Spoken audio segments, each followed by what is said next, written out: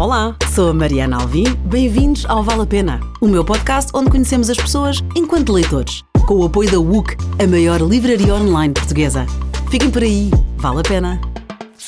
Hoje tenho comigo ela, do Casal Mistério, mais uma vez em Zoom, eu a dar a minha cara e ela não mostra. Mas não sabes o bom que é para ti, porque tu és linda e maravilhosa, eu estou a ver-te e tu não perdes nada e não me vês. Aldrabona. Sabes que entretanto, e tu sabes disto porque eu entrevistei o teu marido e tu ajudaste-me com detalhes pessoais dele, curiosidades, vá, nada de... Sim. E então tentei o mesmo com o teu marido e tenho uma amiga que sabe quem vocês são e eu não, ou acha que sabe, como tu dizes. Eu não insisti e não perguntei quem vocês são, porque eu respeito esta coisa do anonimato, acho muito gira. Mas ela enviou uma mensagem ao teu marido a dizer: olha, a minha amiga Mariana vai entrevistar ela, podes-me ajudar com curiosidades? E ele responde: não sei do que estás a falar. Mas se calhar ela estava a mandar mensagem à pessoa errada, já pensaste? Mas ela sabe. Olha, ele não me disse nada que recebeu mensagem nenhuma. Palavra de honra. Ele não me disse. Portanto, das duas, uma. Ou ela está completamente enganada, ou então ele é desagradável, que eu não acredito, que eu conheço muito bem o meu querido marido Mistério e ele é muito bem educado. Portanto, olha, eu estava a fazer intriga, eu estava já a fazer fofoca, a dizer que não me disse nada sobre ti. Portanto, quero saber coisas sobre ti. Acordas com bom feitio ou mau feitio?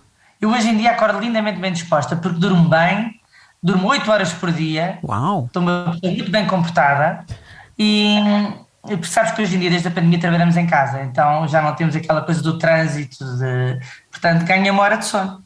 Portanto, durmo bem e acordo bem disposta. É ótimo. E lês antes de dormir? Lia muito antigamente. Hoje em dia confesso que o streaming tem sido uma loucura. Eu sou viciada em séries. Por isso o que acontece é chego à cama, leio 2 páginas e ferro a dormir. É uma pena. Leio muito mais ao fim de semana, de férias. À noite adormeço logo, porque vejo séries até 1 da manhã. A pessoa tem que dormir, não é? É infernal. Ou séries mas ou lia imenso. Antigamente, antes de ir para a cama, não conseguia adormecer sem ler. Hoje em dia as séries de facto ocuparam a minha noite, basicamente. E há assim tantas séries boas, eu não vejo nenhuma. Eu vejo imensas, sabes? Nós somos maluquinhos, então temos HBO, Netflix, Amazon Prime, Apple TV, portanto, como podes imaginar, vemos de tudo e mais alguma coisa.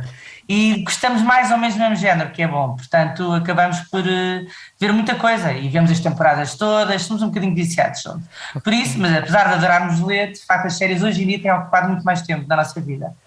Eu às vezes prefiro ler, e então às vezes o meu marido aproveita para escolher coisas que eu não gostaria, e então vê ele as séries, imagina, documentários sobre o pescador que mora não sei onde, já não é tanto o meu género, então ótimo, ele aproveita para ver as coisas que eu não gostaria e eu leio, às vezes ao lado dele, ele a ver séries e eu a ler. Pois, eu tenho que começar a fazer isso, porque eu adoro documentários, eu também não sou fanática, e devia fazer isso, mas depois como eu me distraio com tudo, para mim estou a ver a Fórmula 1 que não me interessa nada, o documentário do Polvo também, estás a ver, portanto às tantas, temos que mudar de sítio. Tens que fazer isso. Fazem programas juntos, é como eu faço com os meus filhos. Às vezes estão eles a ver televisão e eu a ler ao lado deles. Cada um faz o que gosta, juntos. Pois é verdade, é giro. Sim, olha, e autores favoritos? Tenho bastantes, mas olha, em miúda adorava a Enid Blyton, a Agatha Christie, que agora hoje em dia está tudo a ser autocensura, está tudo maluco, não é? Pois agora de repente, visto esta polémica, acho isto de absurdo, as pessoas agora querem reescrever a história, não é? Quer dizer, obviamente que os livros têm um contexto histórico, não é? Claro, os autores já cá não estão, não podem mexer. Já cá não estão e não faz sentido. Bem, mas eu adorava a Agatha Christie e a Isabel Allende. Hoje em dia, eu gosto muito de thrillers, gosto de mistério, gosto de romances históricos, mas se me perguntares um autor favorito, olha, morreu há pouco tempo, o Carlos Ruiz Zafón. Eu adorei A Sombra do Vento, acho que é provavelmente o meu livro preferido. Adorei o livro. Sim. E depois a seguir, acho que era a Cidade das Almas, já não me lembro o nome, dos Anjos, Cidade dos Anjos. Já não adorei tanto, mas acho que ele escrevia tão bem, que é um autor extraordinário. Sim. Extraordinário. Também é dos meus livros favoritos, A Sombra do Vento. É? É. Eu li na altura em que saiu, e é dos poucos livros que eu lembro-me perfeitamente da história, e depois convenci o meu querido marido Mistério a ler, porque ele não é nada muito de romances, ele adora biografias políticas, está sempre a ler livros de gastronomia, coisa que eu não leio, porque eu só como, não leio sobre gastronomia, gosto mais de comer do que comer, e ele está sempre a ler variedíssimas coisas, ele gosta muito de biografias e de coisas. Ele já foi convidado neste podcast. Exatamente, e ele também ficou rendido ao livro. Gostou imenso, não é muito o género dele e adorou o livro também, é muito bem escrito o livro. Um e tem livro. tudo, eu acho que consegue ter tudo o que eu gosto, tem mistério, tem thriller, tem um romance, tem uma paixão que acaba de uma forma trágica, e depois é uma homenagem à literatura. Eu adorei o conceito do cemitério dos livros esquecidos, achei maravilhoso. Sim. E pronto, gostei imenso desse livro. Olha, mas eu gosto de muita coisa. A Sombra do Vento, para quem ainda não leu, está também o chefe Kiko, logo na primeira conversa deste podcast, na primeira temporada, também fala cheio de amor sobre esse livro e recomendo também. Eu não me lembro bem da história, lembro-me do que senti, lembro-me na página número 3, estava presa e lembro-me de atrasar o fim porque estava tristíssima, porque estava a acabar. É mesmo, é daqueles livros que não queremos acabar, é mesmo. Além de ser bem escrito, as descrições de Barcelona, da época, e também consegues aperceber-te do contexto político da altura, é muito, muito, muito, muito bom o livro. Eu adorei. Boa, fica aqui a recomendação, A Sombra do Ventre, do Carlos Ruiz Zafón. Sombra do Ventre, sem dúvida. E temos de falar sobre o teu Guilty Pleasure, que eu achei muita graça a tua resposta. Claro, lá. E quem diz que não leu, está a mentir. Toda a gente, naquela altura, toda a gente leu, nem que fosse por curiosidade. E foi de chorar a rir, porque eu lembro, estamos a falar, obviamente, das 50 Sombras de Grey. Ora bem. Na altura foi um hype, toda a gente falava no livro, e obviamente que eu estava com uma amiga minha, na altura trabalhávamos juntas, e começámos a ler as duas e ríamos à gargalhada, porque obviamente que o livro não é uma obra-prima literária, não é? Sim, Nem sequer é bem escrito, não é bem escrito, mas vicia, porque é completamente cinematográfica, a pessoa está a imaginar tudo, e depois é uma história assim, obviamente não é uma grande história, mas é basicamente uma Cinderela, não é bem uma Cinderela, sim, mas é uma Cinderela, porque é uma miúda muito ingênua, muito tímida, depois é um homem lindo, milionário, e pronto, era leve, era descontraído, isso é que apimentou muitas relações. Não a minha, que estava muito apimentada, graças a Deus, mas fartei-me de comentar e falávamos do assunto, e foi na altura que nos rimos bastante.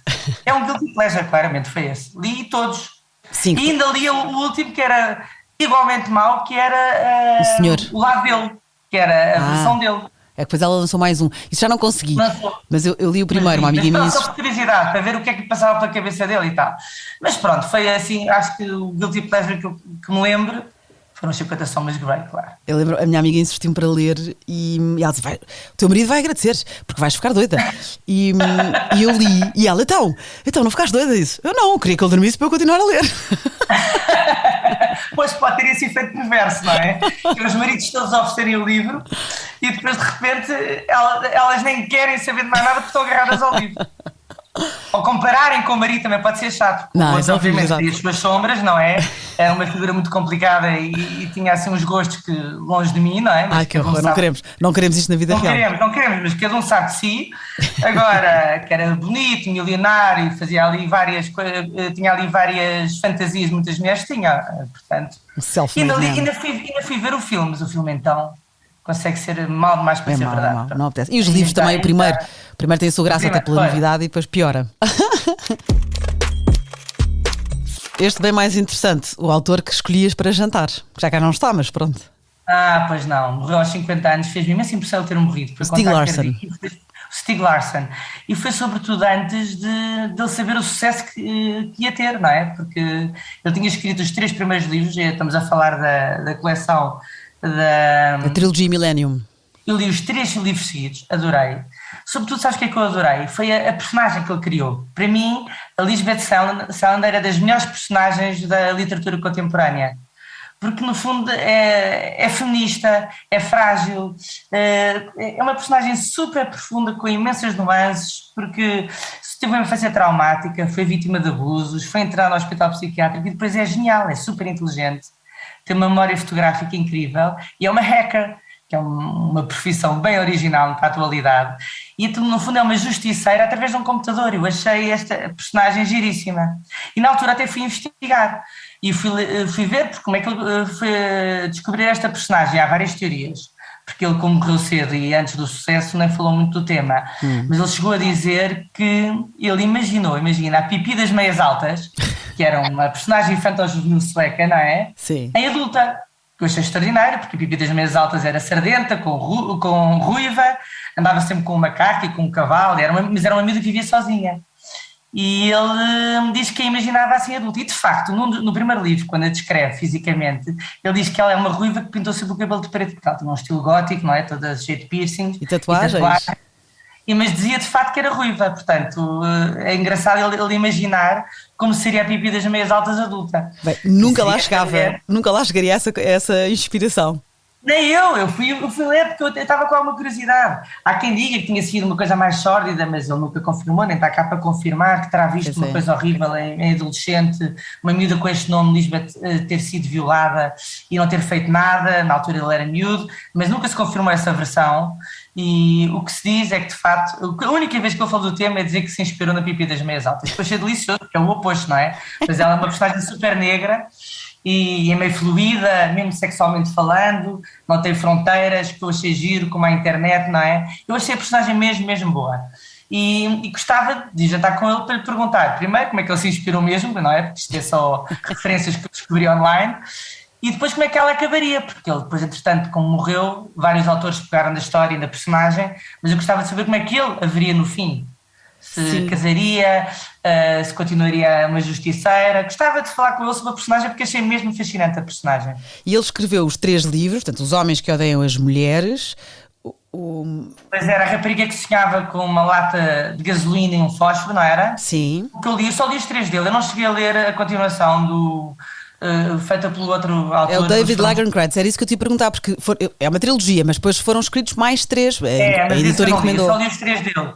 Mas tenho alguma curiosidade de ver como é que eles pegaram na história. Sei que o 4º livro, supostamente, havia um manuscrito que a mulher dele, na altura, entregou para continuar a história.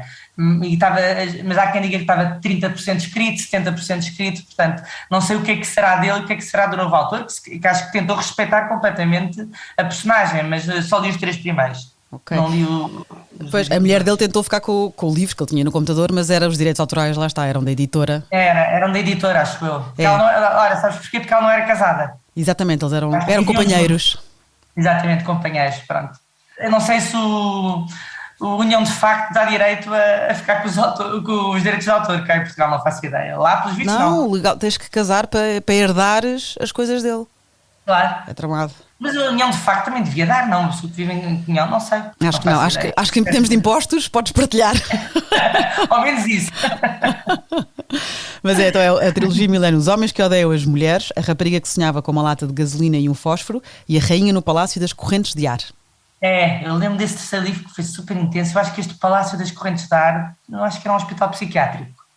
Acho que ela sobreviveu aos ferimentos de que foi vítima, e aqui se calhar estamos a estragar o final do segundo, mas ela acorda num hospital onde se tem de estar durante semanas, que não pode sair lá. Exatamente, exatamente. Eu li na altura em que saiu o livro, que é 2008, provavelmente 2020. Já foi há imenso tempo, sim. Foi há imenso tempo, sim. Sabes que depois houve uma polémica à volta da morte dele, porque pronto, ele para já na vida real, ele era jornalista, mas fez palestras, originou polémicas, portanto diz-se que a morte dele foi encomendada. Dizia-se. Mas depois na altura, eu sabia que ele basicamente caiu das escadas porque decidiu subir não sei quantos degraus seguidos. E acho que ele tinha uma vida boémia. Acho que ele não ia processado, acho que não era nada muito saudável. E acho que tinha também, teve um morreu de ataque cardíaco.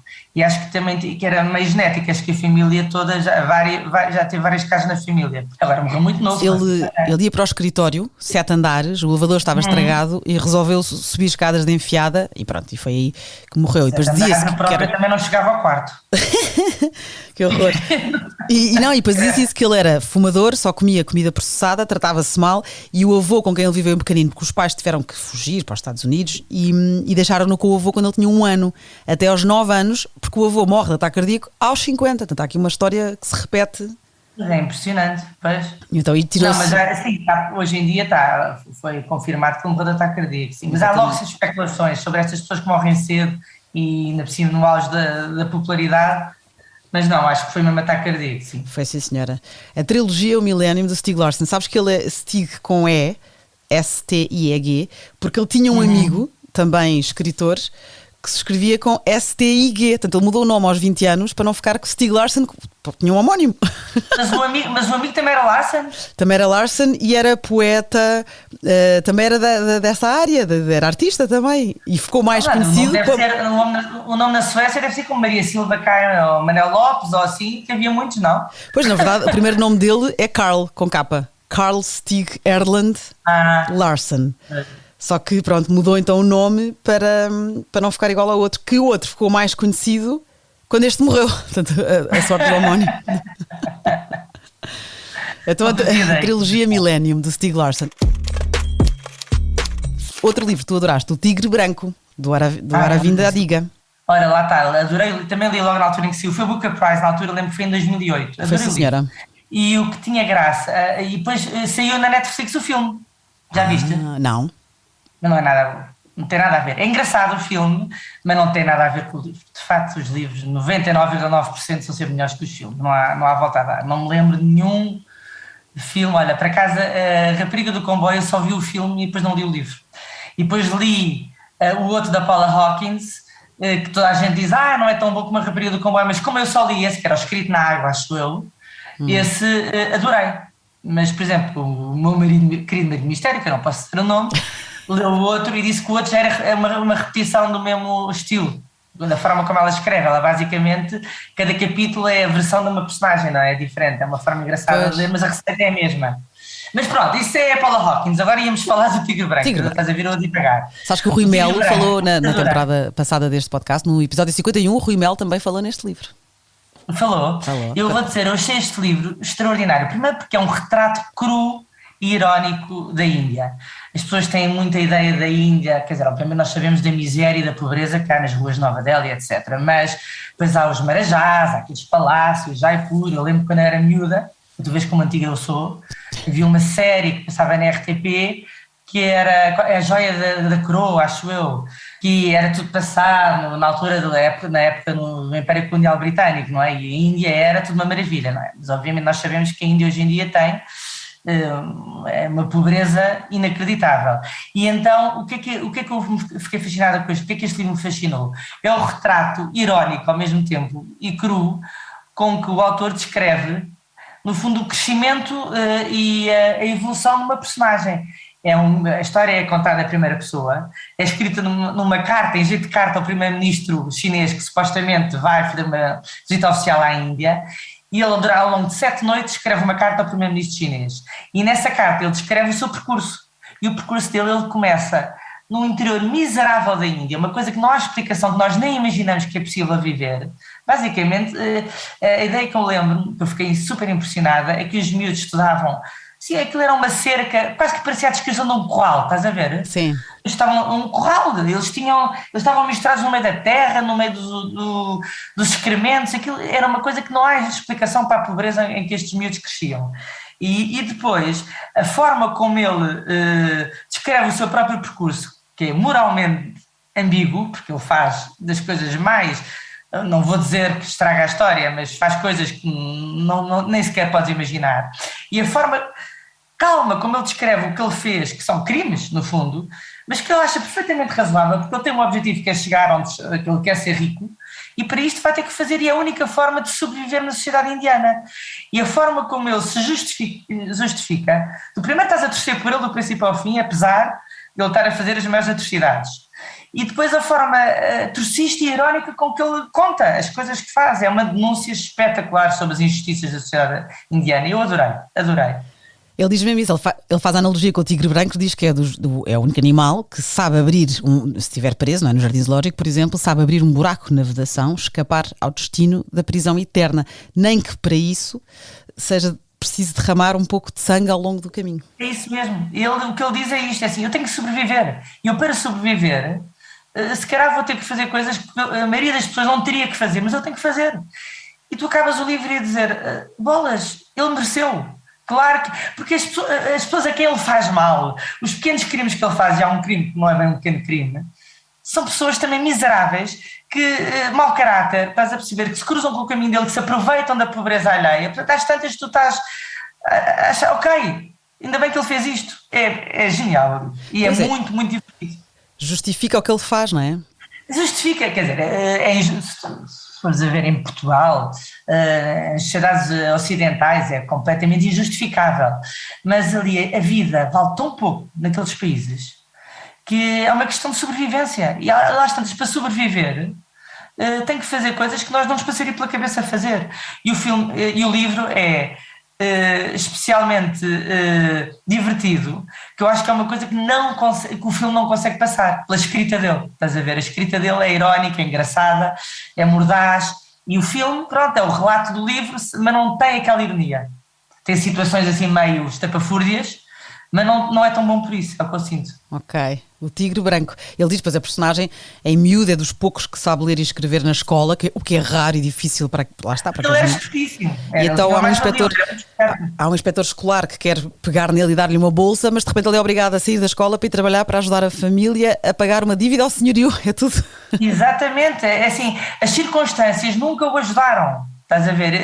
E ele é o retrato de milhares ou milhões de miúdos na Índia. A Índia tem milhões de pessoas, não é?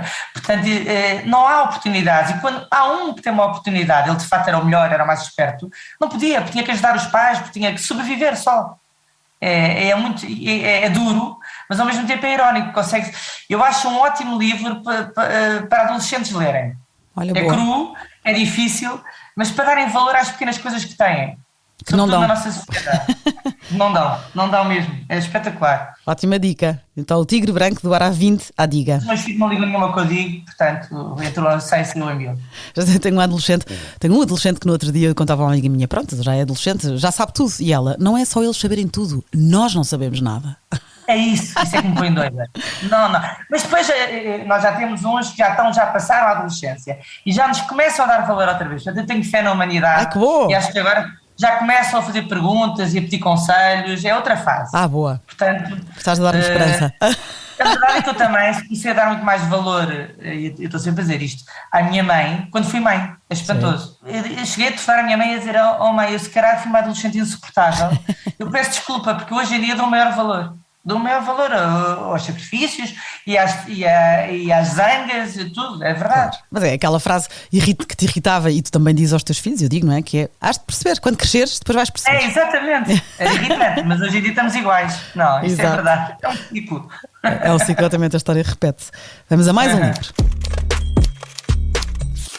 Rapariga, Mulher, Outra, da Bernardina Evaristo. Esse livro li o ano passado.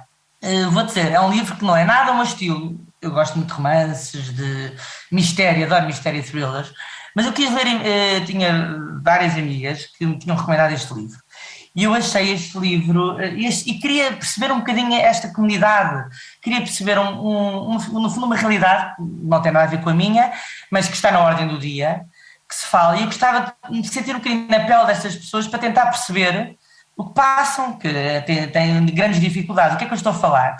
Basicamente, o livro conta a história de 12 mulheres, quase todas negras, quase todas LGBT, confesso que há umas que já é mais, que eu tenho que ler 3 vezes para perceber o que é que são, porque nem é trans, nem... A sério, há coisas que eu já não consigo perceber muito bem.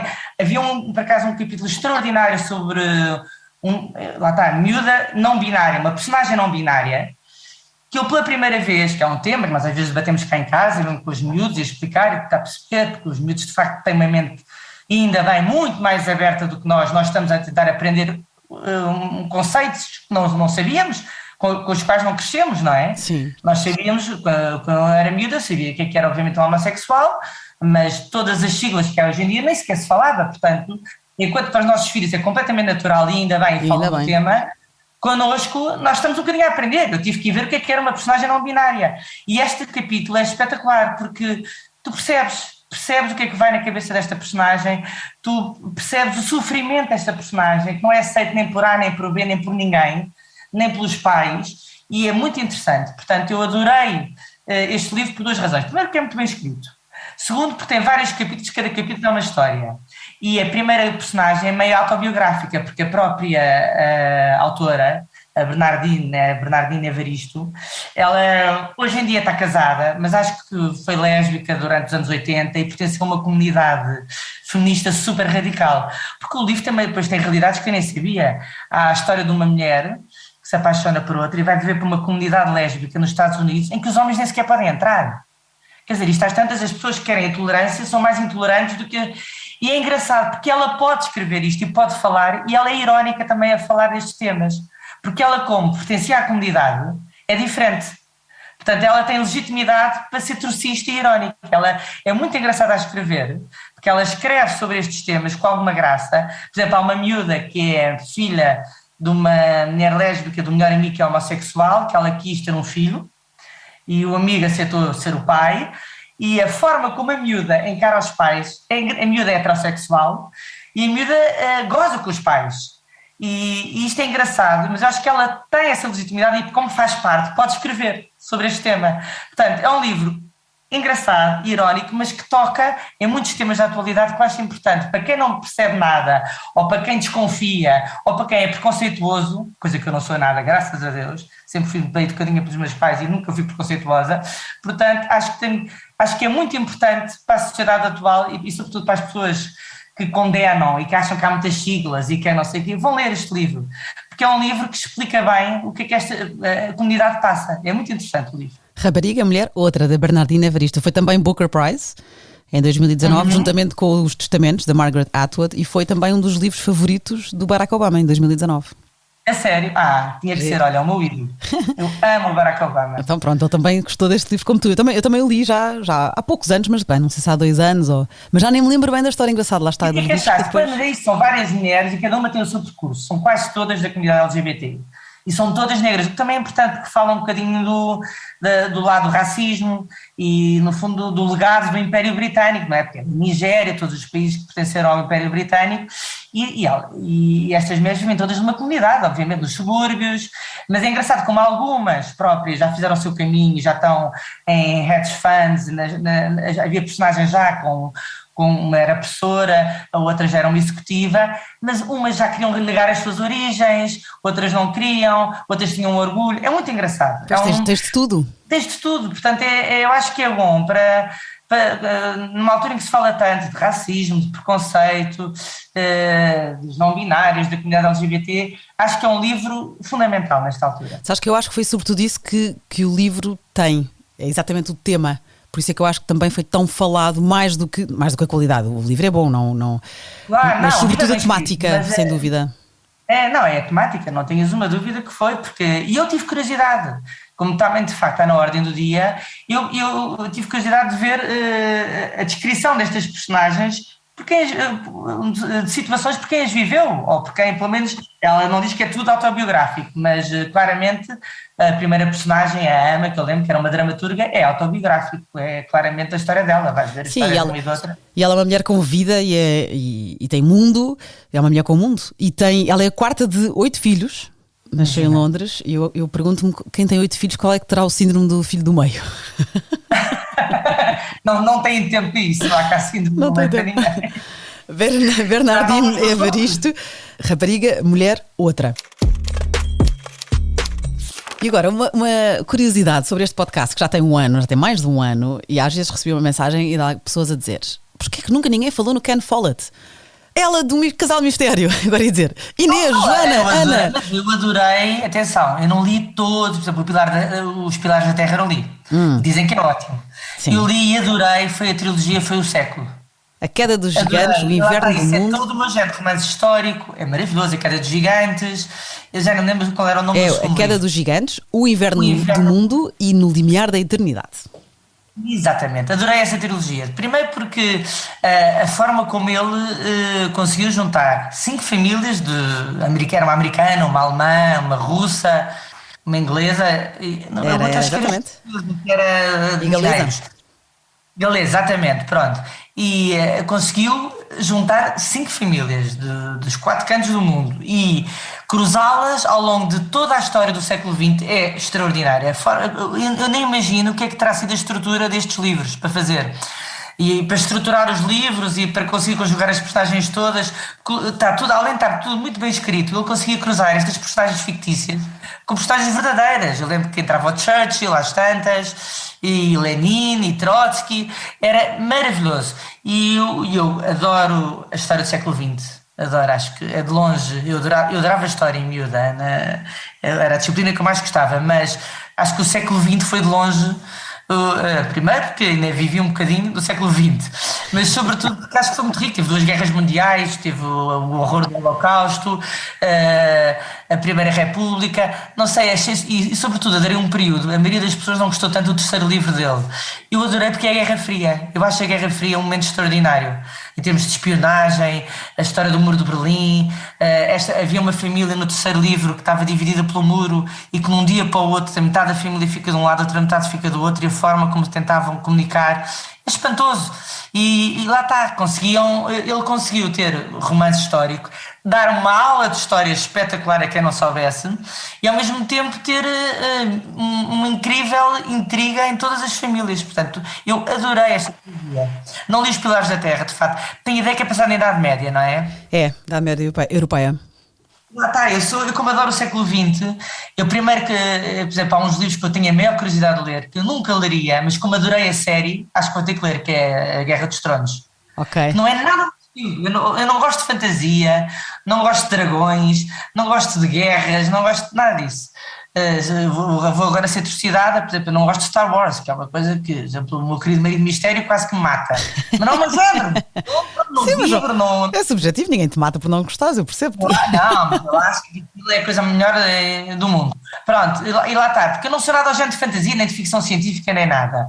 Mas tenho que admitir que a Guerra dos Tronos é tão bem escrito, pelo menos a série, que acho que os livros também devem ser extraordinários. Ainda não tive coragem de pegar, sobretudo que já vi a série toda e deve ser pior agora pegar nos livros.